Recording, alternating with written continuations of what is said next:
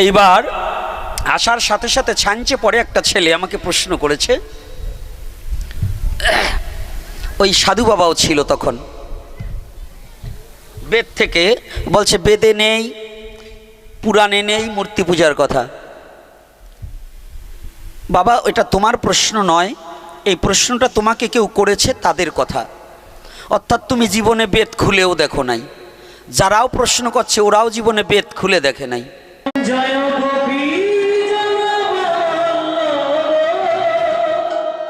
এইবার আসার সাথে সাথে ছাঞ্চে পড়ে একটা ছেলে আমাকে প্রশ্ন করেছে, ওই সাধু বাবাও ছিল তখন,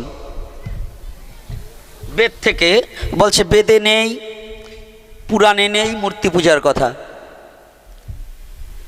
বাবা এটা তোমার প্রশ্ন নয়, এই প্রশ্নটা তোমাকে কেউ করেছে তাদের কথা। অর্থাৎ তুমি জীবনে বেদ খুলেও দেখো নাই, যারাও প্রশ্ন করছে ওরাও জীবনে বেদ খুলে দেখে নাই। এই সনাতন ধর্মের মধ্যে এখানে কয়জন ব্যক্তি আছেন বেদ পাঠ করা লোক? একটু হাত তুলুন তো। রাধে রাধে। এখানে আছেন মায়েরা বাবারা? কয়জনের ঘরে বেদ আছে? কয়জনের ঘরে বেদ আছে? কয়জনের ঘরে কয়খানা শাস্ত্র গ্রন্থ আছে? নেই। হাতে গোনা এখন ইদানিং চলছে শ্রীমদ্ ভগবদ গীতা, ভাগবত আর চৈতন্য চরিতামৃত, এই তিনখানার অতিরিক্ত কোনো গ্রন্থ অনেকের ঘরেই নেই। তার মধ্যেও ভুল সিদ্ধান্ত আছে। যেমন এখন বর্তমানে একখানা বেদ বাড়িয়েছে হরফ প্রকাশনী। এই হরফ প্রকাশনীর বেদ যারা পড়বে তারা ভুল সিদ্ধান্ত ছাড়া সঠিক সিদ্ধান্ত পাবেন না। ভারত পাবলিক যে লাইব্রেরি নবভারত, হ্যাঁ, এইটার প্রেস ছাড়া গ্রহণ করা যাবে না। কেন? অনেক অহিন্দু হিন্দুদেরকে আশ্রয় করিয়ে বেদের ভাষ্যকে পরিবর্তন করে প্রকাশ করছে। এটা হরফ প্রকাশনী, যেটা সনাতন ধর্মের কোনো গ্রন্থই হরফ প্রকাশনীর হলে সেটাকে গ্রহণ করা যাবে না। এটাকে আমি দেখেছি এবং অন্য অনেক পাঠকগণ দেখেছে। ভুল সিদ্ধান্ত মেনে নেওয়া যাবে না। তো তুমি বাবা যখন আমাকে প্রশ্ন করছো, ওখানেও বলছি এখনও বলছি, আমরা গ্রন্থ দেখে প্রশ্ন করি না। হুটহাট প্রশ্ন করলে উত্তর দেওয়া যাবে না। কেন যাবে না? বেদের উদ্ধৃত দিলে পরে তার বেদ পড়ে আসতে হবে। যদি পুরাণের উদ্ধৃত দিতে হয় তাহলে পুরাণ পড়তে হবে, না হলে তার কথা আমি মানব না। অর্থাৎ তুমি আমাকে ঠকাবার জন্য একটা প্রশ্ন করবে, এটা আমি গ্রহণ করব না। তাহলে কি মূর্তি পূজা নেই, এটা তোমাকে কে শিক্ষা দিয়েছে? সনাতন ধর্মে মূর্তি পূজাও আছে। সনাতন ধর্ম ছোট ধর্ম নয়। সনাতন ধর্মে সাকারও আছে, নিরাকারও আছে। সাকার মানে মূর্তি পূজা, নিরাকার মানে তার মূর্তি ছাড়া। কেন? তুমি ঈশ্বরকে দুটো রূপেই দেখতে পাবে। তোমার স্ত্রীকে তুমি যেভাবে ভোগ করছো তোমার স্ত্রীর রূপে, ওই স্ত্রী কারো মেয়ে। তুমি যা পারছো, যার মেয়ে সে কিন্তু তার সাথে সেই ব্যবহার করতে পারছে না। তাহলে তোমার সন্তানের কাছে সে তার মা, তার ভাইয়ের কাছে সে বোন, তাই না? তাহলে তোমার একটা স্ত্রী যদি এতগুলো সম্পর্ক হয়, তোমার কাছে তোমার স্ত্রী, তোমার শ্বশুরের কাছে তার মেয়ে, তোমার ছেলের কাছে সে তোমার মা, তোমার বোনের কাছে সে তোমার ভাই বউ, নাকি না? মিথ্যা বলছি মা? তোমার বাবার কাছে তার পুত্রবধূ। তো তোমার স্ত্রী যদি এতগুলো অধিকার অর্জন করতে পারে, আমার সনাতন ধর্ম তো এতটুকু নয়, আমার ভগবান কি বহু রূপে দাঁড়াতে পারে না? তোমার আগে জানতে হবে ঈশ্বর সর্বশক্তিমান। লেখাছো কি না? কি আমাদের লেখা থাকে কি না? ঈশ্বর তো যদি সর্বশক্তিমান হয়, মূর্তির মধ্যে ঈশ্বর যেতে পারে না? যদি না পারে তাহলে তোমার ঈশ্বরের ওই যোগ্যতা নাই, তাহলে সর্বশক্তিমান না। কি কথাটা বোঝা গেছে? আমি পূর্বে বলেছিলাম বিশ্বাস বিশ্বাস বিশ্বাস, আপনার প্রতি বিশ্বাস। আপনার প্রতি বিশ্বাস না আসিলে ঈশ্বরের প্রতি বিশ্বাস আসে না। তাহলে তোমার প্রতি যদি বিশ্বাস না থাকে তাহলে তোমার ঈশ্বরের বিশ্বাস তোমার মতো পশুর দরকার করে না, ও ছাগল ভেড়াদের দরকার। ছাগলে কি না খায় আর পাগলে কি না কয়? ওই যারা সনাতন ধর্মে জন্মগ্রহণ করে ধর্মকে কলুষিত করার জন্য বিভিন্ন ভগবানের প্রতি দোষারোপ করে। ওই ছাগলের তো ওরা খারাপ, ছাগলে দুটো জিনিস খায় না, বলেন তো কি? ঘুষ আর সুদ খায় না, ওরা তাও খায়। আর পাগলে কি না কয়? ওরা পাগলের চেয়েও খারাপ, পাগলে মিথ্যে কথা বলে না, ওর মন মতো কথা বলে। তো যারা সনাতন ধর্মে জন্মগ্রহণ করে সনাতন ধর্মের দোষ দেখার জন্য বসে থাকে, ওরা ওই পাগল ছাগলের চেয়েও খারাপ।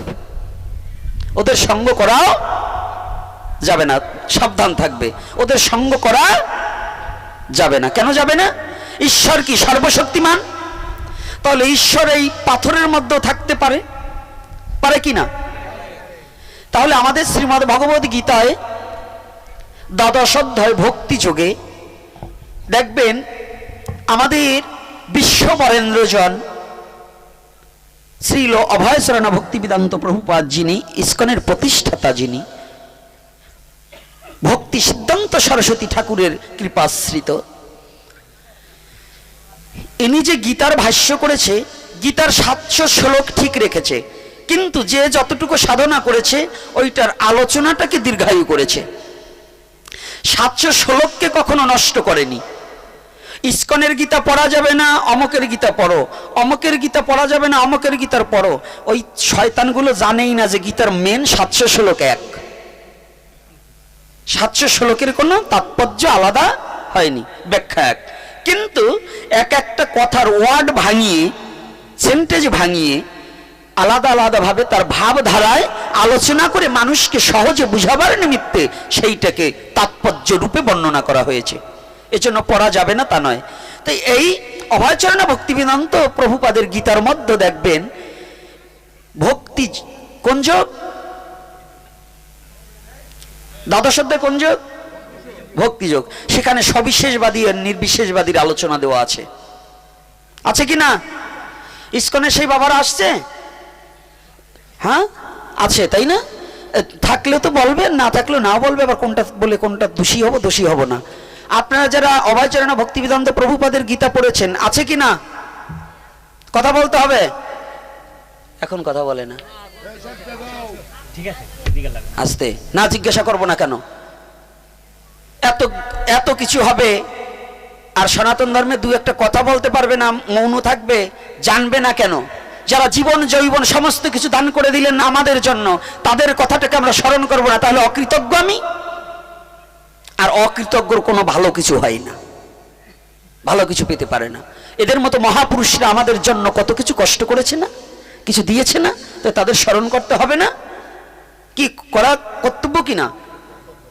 তাহলে এখানে অভয়চরণ ভক্তিবেদান্ত প্রভুপাদের গীতাটা পড়ে দেখবেন। গীতা সাধক সঞ্জীবনী স্বামী রামসুখ দাসের লেখা পড়ে দেখবেন। আর আত্মতত্ত্ব উপলব্ধি করতে হলে গীতা সুরধ্বনি প্রণীত সুরধ্বনি গীতা পড়ে দেখবেন। আর যদি আগের গীতা পড়তে চান তাহলে জগদীশচন্দ্র ঘোষের গীতা। ওনাদের গীতা না, গীতা ভগবানের, কিন্তু ওনারা মানুষকে সঠিক পথে নেওয়ার জন্য সংস্কৃতকে বাংলায় তাৎপর্য করে বুঝিয়ে দেওয়ার জন্য ওনারা রাইটার হিসাবে প্রকাশ করেছে। গীতা কিন্তু ওনাদের নয়, গীতা কোনো মানবে লেখেনি, গীতা কোনো জলের উপরে ভেসে আসেনি, শ্রীমদ্ ভগবত গীতা কোনো অগ্নি দেবতা দান করেনি। গীতাকে দিয়েছে কুরুক্ষেত্রের রণাঙ্গনে জ্যোতিষ্বর নামক জায়গাতে বসে। কুরুক্ষেত্রের সব জায়গায় গীতা দান হয়নি। 18 দিন যুদ্ধের একটা সময়, অল্প একটু সময় সেখানে দান করেছিল। সেখানে ছিলেন কে? একমাত্র ভগবান কৃষ্ণ আর অর্জুন, এই দুজন ব্যতিরিকে হাজার হাজার লোক ছিল, কারো কর্ণে সেই কথা যায়নি। কেন? যে যেখানে দাঁড়িয়েছিল সে সেখানে ছিল, রোবটের মতো ছিল। সবার শক্তিকে ভগবান হরণ করে নিয়ে তিনি অর্জুনকে শুধু সজীবে রেখে অর্জুনের মধ্যে গীতা জ্ঞান দান করেছিলেন। অনেকের প্রশ্ন, কুরুক্ষেত্রের রণাঙ্গনে ভগবান কৃষ্ণকে গীতা জ্ঞান দান করলেন, এত লোক ছিল, তারা শুনল না কেন?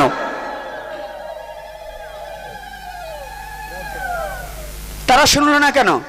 একটা মানুষ অসুস্থ হয়ে পড়েছে, ঢাকা নিয়ে গেছেন, ওই কিসে যেন রাখে, আইসিইউ না? আচ্ছা, আইসিইউতে লোক রাখছেন, আপনারা যাই দেখছেন জীবিত আছে, উনি কি আপনি যে দেখছেন দেখতে পারে? কেন পারে না? ওনার সেই শক্তি নেই, সেন্স নেই। তো তদ্রূপ ভগবান ওই কুরুক্ষেত্রে 18 অক্ষয়িনী সৈন্য যারা, এক অর্জুন ভিন্ন, ভগবান কিন্তু সৈন্যর মধ্যে নয়, ভগবান উনি নিরপেক্ষ। তাই ভগবান যখন এই কর্ম করেছিলেন তখন সবার শক্তিকে হরণ করে নিয়েছিলেন। যে ধনুক ধরে আছে ধনুক ধরিয়ে আছে, যে তাকিয়ে আছে তাকিয়ে আছে, যে যেখানে বসে আছে বসেই আছে। ওই কথা শ্রবণ করার শক্তি, তার ইন্দ্রিয় শক্তি রোধ হয়ে গেছে, কাজ করেনি। কথাটা বুঝতে পারছেন? বুঝতে পারছি কথাটা ক্লিয়ার কি? বুঝতে পারছি কি না? পিছনের বাবারা কি বোঝা যাচ্ছে কথা? তাহলে ভগবান কি করলেন? ওই কুরুক্ষেত্র সব জায়গায় নয়, কুরুক্ষেত্রে অনেক জায়গা। যেমন আপনাদের এই খালবালা এই বাজারটা অনেক জায়গা, এটা শিব মন্দির, ও পাশে স্বর্ণকার পট্টি থাকতে পারে, আর এক জায়গায় কাঁচামালের পট্টি থাকতে পারে, পারে না? কিন্তু জায়গাটার নাম কি? খালবালা বাজার, কিন্তু এটার অংশ বিভক্ত। তো তদ্রূপ কুরুক্ষেত্র মাঠটা অনেক বড়, কিন্তু কোথায় বসে ভগবান এই গীতাজ্ঞান দান করেছিলেন? জ্যোতিষ্বর নামক স্থানে। কোন স্থান? জ্যোতিষ্বর। ভালো করে লিখে নিন, লিখে নিন, অনেক সময় মনে থাকে না, নোট করতে হয়, এগুলো জানতে হয়। আজকে এক বাবা বলছেন কোন রাইটারের কোন বইতে নাকি লেখা পেয়েছে শ্রীমদ্ ভগবত গীতার নাকি 62টা শ্লোক ছিল। এই যে মাতালগুলো যে কোথাতে আসে, এই মাতালগুলোর লেখালেখিতে ধর্ম একেবারে রসাতলে যাওয়ার একটা ব্যবস্থা হয়েছে। ধর্ম রসাতলে দিবার পারবা না, তোমরাই রসাতলে যাবা। কারণ বহুত বহুত রকম বদমাশ আসছে আর গেছে, সনাতন ধর্ম উপর আঘাত দিয়েছে, কিচ্ছু করতে পারেনি, এখনো দাঁড়িয়ে আছে সত্যের উপর। সনাতন চলে সত্যের উপর, এই সনাতন সত্যের উপর দাঁড়িয়ে আছে। একে নষ্ট করার মতো যোগ্যতা পৃথিবীতে কারো নেই। সত্য যতকাল আছে সনাতন ততকাল আছে। যেদিনকে সত্য ছাড়া মিথ্যা ছাড়া কিছু থাকবে না, সেদিন সনাতন পালিয়ে যাবে। সত্য কথা বললেই সেখানে সনাতন থাকবে, আর সত্য কথা বলে না পৃথিবীতে এমন কোনো জায়গা নেই। তাই যাক, তাহলে জ্যোতিস্বরূপ নামক জায়গায় গীতাজ্ঞান দান হয়েছিল। গীতায় 700 শ্লোক, এর একটা শ্লোক কম নেই। যদি এটার কম বেশি করে থাকে এটা তার ভুল সিদ্ধান্ত আছে। এজন্য শ্রীমদ্ ভগবত গীতাকে সনাতন ধর্মের দুটো গ্রন্থকে সপ্তশতী বলা হয়। কোন কোন গ্রন্থ? একটা হচ্ছে শ্রীমদ্ ভগবত গীতা, আর একটা হচ্ছে চণ্ডী। এই দুটো গ্রন্থকে সপ্তশতী বলা হয়। কি আলোচনায় কষ্ট হচ্ছে নাকি? হ্যাঁ, সমস্যা হচ্ছে না? খালি লীলা কথাই বলে যাব? এটা কি ভগবানের কথার বাইরে বলছি? এটা ভগবানের কথা নয়, জানতে হবে। আগে জানবো পরে মানবো। যদি জানাই না থাকে মানবো কি করে?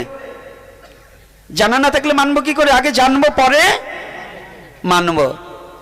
তাহলে আজকে জানুন, এই যে সনাতন ধর্মের যে কথাটা বলছেন যে গীতার 62টা শ্লোক, মিথ্যা কথা, এটা কখনো প্রচার করা যাবে না। এগুলো সনাতন ধর্মের প্রতি আঘাত হানার জন্য কিছু ইতর এবং পাচাটা কুকুরের দল পরের পায়ে চাপবে, কিন্তু নিজের পায়ে যে কত ময়লা এটা জীবনেও ধুয়ে দেখবে না। ওইগুলোতে এরকম হুটহাট কিছু কথা, কিছু প্রশ্ন করবে, এটার দিকে কান দিয়ে কোনো লাভ নেই। কান নিয়ে গেল চিলে, কানে হাত না দিয়ে চিলের পিছনে দৌড়ানো যাবে না। আগে সনাতন ধর্মটাকে বুঝতে হবে, জানতে হবে, মানতে হবে। না বুঝে হুটহাট কথা বলা যাবে না। তাহলে আজকে আমাদের যে কোনো গ্রন্থ জানতে হলে, বুঝতে হলে, এই যেমন বেদ সম্বন্ধে, বেদ পড়া লোক কয়জন আছে? কোন বেদে কি আছে এটা অনেকেই জানে না। কোন বেদ কিসের পরে? 4খানা বেদ একত্রিত ছিল, আমাদের বেদ ছিল একটা। কয়টা বেদ ছিল? কয়টা? এইটা বিভক্ত করেছে কে? কৃষ্ণ দ্বৈপায়ন বেদব্যাস। এজন্য ওনাকে বলছেন, অনেকে বলে ভুল ধারণা যে বেদ লিখেছে ব্যাসদেব, কিন্তু বেদ ব্যাসদেব লেখেনি। বেদ হচ্ছে বিভক্ত করেছে, 4 ভাগে বিভক্ত করেছে। কেন বিভক্ত করেছে? ব্যাসদেব একজন কর্ষণকারী, একজন ময়রা। কেমন ময়রা? দুধের মধ্যে মাখন থাকে, ঘৃত থাকে, থাকে না? ছানা থাকে, থাকে না? তাহলে দুধের মধ্যে আছে, ওটাকে কে পারে? ময়রাকার যারা, ঘোষ যারা, তারা মন্থন করে দুগ্ধটাকে আলাদা করে থাকে। ওই দুগ্ধের মধ্যে জল আছে, জল বস্তুটা আলাদা করে, ছানাটাকে আলাদা করে, মাখনটাকে তুলে নিয়ে ঘৃত তৈরি করে। কিন্তু ওই দুধের মধ্যে সব ছিল, তদ্রূপ বেদের মধ্যে জীবের জীবন চলার সংবিধান বেঁধেছিল। কিভাবে জীব সুস্থ থাকবে, কিভাবে আহার অন্বেষণ করবে, জীব কিভাবে ঈশ্বরের ভজন করতে পারবে, নিরাকার ব্রহ্মের ভজন করতে পারবে, এই কথা নির্ধারণে দিয়া ঋগ্বেদে যাগযজ্ঞের কথা আছে, অথর্ববেদে পূজা পার্বণের কথা আছে, মন্ত্র সূক্ত আছে, এবং যজুর্বেদে শ্রী বিষ্ণু যজুর্বেদে পূজা পার্বণ, আর অথর্ববেদে চিকিৎসা শাস্ত্র। আবার একটা কথা ভুল হয়ে গেছে, ক্ষমা করবেন, সবসময় তো ঠিক থাকে না মাথা। ঋগ্বেদে পূজা যজ্ঞ, আর যজুর্বেদে পূজা, আর অথর্ববেদে চিকিৎসা, আর সামবেদে হচ্ছে ছন্দ, তাল, রাগ, রাগিনী, লয়। কথাটা বোঝা গেছে? এই চারটাকে বিভক্ত করে দিলেন। একসাথে থাকলে জীবের বুঝতে কষ্ট হবে, তাই কৃপা করে কৃষ্ণ দ্বৈপায়ন বেদব্যাস, চতুর্বিংশ অবতারের এক অবতার, তাই কৃষ্ণ দ্বৈপায়ন বেদব্যাস একখানা বেদকে 4 খণ্ডে বিভক্ত করে দিলেন, জীবের যে যার যেটা প্রয়োজন সে সেটা যেন গ্রহণ করতে পারে। তাহলে কি অথর্ববেদ থেকে আয়ুর্বেদের সৃষ্টি। কোন বেদ থেকে? অথর্ববেদ থেকে আয়ুর্বেদের সৃষ্টি। আয়ুর্বেদে আছে কি? চিকিৎসা শাস্ত্র। অথর্ববেদেও কোন গাছের কোন গুণ, কোন পশুর মাংসতে কোন গুণ, এইটা খাইলে কি হবে, ওইটা খাইলে কি হবে, এটা অথর্ববেদের সূক্তে লেখা আছে। ওই ধামাতে গাই দোয়াইলে আমরা বানিয়ে নেব না, নে ও নেবে নে, যারা ওই রকম ধামা ধরা সেগুলো ভালো মানুষ, ওই ধামায় গাই দোয়ালে মেনে নেবে না, নে। তো এজন্য আগে বুঝতে হবে, আগে জানবো পরে মানব। তাহলে আমাদের সনাতন ধর্মের ছেলেদের প্রতি আমি যে কথাটা বলছি, বাবারা কি কষ্ট পাচ্ছে নাকি বাবা? একথা জানতে হবে না? তাহলে কি শ্রীমদ্ ভগবত গীতার তত্ত্বটা, গীতা খালি পড়লে হবে না, গীতাটাকে আগে জানতে হবে। তো গীতা জানবে কি করে? গীতার শ্লোক বলা সহজ, আক্ষরিক জ্ঞান থাকলে শ্লোক বলা যায়, অর্থটাকে বুঝে নেওয়া বড় কষ্ট, তাতে সাধনা করতে হয়। সাধনাবিহীন গীতার অর্থ বোঝা বড় কঠিন। যদি বলেন কেন, আমি যদি আজকে প্রশ্ন করি, এখানে যত হিন্দু লোক আছেন, যদি প্রশ্ন করি গীতা আমাদের এত বড় একটা মূল্যবান গ্রন্থ, এত বড় একটা ধর্মীয় গ্রন্থ, আচ্ছা বলুন তো অন্ধটারে দিয়ে শুরু করলো কেন? কি ভগবান কৃষ্ণের কথা আগে নেই, অর্জুনের কথা নেই, সঞ্জয়ের কথা নেই, আগে কার কথা? ধৃতরাষ্ট্র বাচু। ধৃতরাষ্ট্র কি? অন্ধ। তো যে কাজে আপনি যদি যাত্রাপথে যান, যদি অন্ধ বিকলাঙ্গ একটা লোক দেখেন, আপনার মনে একটু সংকোচ হয় না, আজকে যাত্রাপথে একেবারে অন্ধ লোকটারে দেখলাম, আজকে যাত্রাটা আমার ভালো না? হ্যাঁ, তো আমাদের এত বড় মঙ্গলময় গ্রন্থের প্রথমেই অন্ধ দিয়ে শুরু, কারণ কি? এই কারণ বুঝতে হলে একজন তত্ত্বদর্শী গুরুর কাছে যেতে হবে। ওই খালি পৌর পণ্ডিত হয়ে খালি প্রশ্ন করতে হলে কাজ হবে না, কিছু সাধনার জগৎ। সনাতন ধর্ম বুঝতে হলে, সনাতন ধর্মের বেদের ভাষ্য বুঝতে হলে, সনাতন ধর্মে গীতার ভাষ্য বুঝতে হলে ফ্যান খাওয়া ব্রেনটা হবে না, এটা সাধনার দ্বারা ঘি খাওয়া ব্রেন তৈরি করতে হবে এবং সাধনা করতে হবে। সাধনাবিহীন গীতার তত্ত্ব বোঝা যাবে না। এই জন্য আগে বুঝতে হবে, মানতে হবে, জানতে হবে, আগে বুঝার চেষ্টা করুন। তাহলে এখানে কি করা হচ্ছে? আমাদের কি এই অন্ধটাকে দিয়ে শুরু করলেন কেন? জগৎজীবকে দেখিয়ে দিলেন তোমার অন্ধত্ব যতদিন পর্যন্ত মোচন না হবে ততদিন পর্যন্ত ভগবত কৃপা তোমার দ্বারা সম্ভব না। ধৃতরাষ্ট্র কি আদতেও অন্ধ না? ওটা ভগবান করে রেখেছে যে ধৃতরাষ্ট্রকে দিয়ে বিশ্ব জগৎকে বুঝাবো। তো ধৃতরাষ্ট্রকে আমার মানব দেহের মন হচ্ছে ধৃতরাষ্ট্র। কেন? মন কিছু এখানে বসে ঢাকা কি হচ্ছে কিচ্ছু দেখতে পায় না, কিন্তু মন ঢাকা চলে গেছে, তাহলে ও অন্ধ না? তাহলে অন্ধকে মন, এই ধৃতরাষ্ট্র হচ্ছে মন। এই তত্ত্ব উপলব্ধি করতে হলে সঞ্জয়কে, অর্জুনকে, কৃষ্ণকে, কোন রথ চালিয়েছিলেন কৃষ্ণ? কেন ওই কাষ্ঠের রথই কৃষ্ণ চালিয়েছিল? কাঠের একখানা রথ, কৃষ্ণ ঠেকা পড়ে গেছে না? হ্যাঁ না, সেদিন কুন্তী দেবীকে বুঝিয়ে দিয়েছিলেন। কুন্তী দেবী নিজেই স্বীকার করেছিলেন, মহাভারত খুলে দেখবেন। কুন্তী দেবী সেদিনই বলেছিল, হে কৃষ্ণ, এতদিন আমি জেনেছিলাম তুমি আমার অর্জুনের কাষ্ঠের রথের সারথি, আজ আমি দেখলাম স্বচক্ষে তুমি প্রতিটা জীবের জীবন রথের সারথি, তুমি কৃষ্ণ দয়াময়। অর্জুনের কাষ্ঠের রথের সারথি নয়, প্রতিটা জীবের জীবন রথের সারথি তুমি কৃষ্ণ দয়াময়। কথাটা বোঝা গেছে? তাহলে কৃষ্ণকে আজকে সাথে আবার টাকা কে লোভ দেয় নাকি?